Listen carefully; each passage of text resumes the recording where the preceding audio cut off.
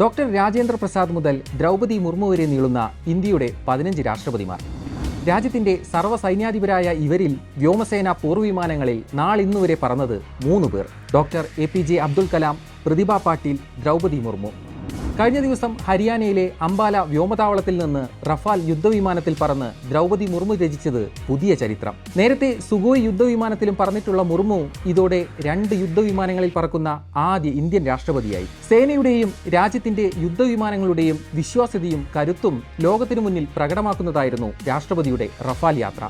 വ്യോമസേനയുടെ പ്രതിരോധശേഷിയും റഫാലിന്റെ മികവും രാഷ്ട്രപതി അടുത്തറിഞ്ഞു. കേവലം രാജ്യത്തിന്റെ ഒരു യുദ്ധവിമാനത്തിൽ യാത്ര ചെയ്തു എന്നത് മാത്രമായിരുന്നില്ല അംബാല വ്യോമതാവളത്തിൽ നിന്നുള്ള രാഷ്ട്രപതിയുടെ ആകാശയാത്രയുടെ പ്രാധാന്യം. പഹൽഗാം ഭീകരാക്രമണത്തിന് ഓപ്പറേഷൻ സിന്ദൂറിലൂടെ മറുപടി നൽകിയ ഇന്ത്യയുടെ റഫാൽ യുദ്ധവിമാനങ്ങൾ പാകിസ്ഥാനെ ലക്ഷ്യമിട്ട് പറന്നുയർന്നതും അംബാലയിലെ ഇതേ വ്യോമതാവളത്തിൽ നിന്നാണ്. അന്ന് പാകിസ്ഥാനിലെ ഭീകരകേന്ദ്രങ്ങൾക്കും സൈനിക താവളങ്ങൾക്കും വലിയ നാശനഷ്ടമുണ്ടാക്കിയ അതേ റഫാലിൽ 6 മാസങ്ങൾക്കകം രാജ്യത്തിന്റെ സർവ്വസൈന്യാധിപതിയായ രാഷ്ട്രപതിയും പറന്നത് വ്യോമസേനയ്ക്ക് ചരിത്ര നിമിഷമാണ്. ഇന്ത്യയുടെ അഭിമാനം വാനോളം ഉയർത്തിയതിനൊപ്പം ഓപ്പറേഷൻ സിന്ദൂർ വേളയിലെ പാക് കുപ്രചരണങ്ങളിലൊന്ന് പൊളിച്ചെടുക്കുന്നത് കൂടിയായിരുന്നു രാഷ്ട്രപതിയുടെ റഫാൽ യാത്ര. വ്യോമസേന പൈലറ്റായ സ്ക്വാഡ്രൺ ലീഡർ ശിവാംഗി സിംഗിനൊപ്പമുള്ള ഈ ഒരു ചിത്രമാണ് പാകിസ്ഥാനെ നാണം കെടുത്തിയത്.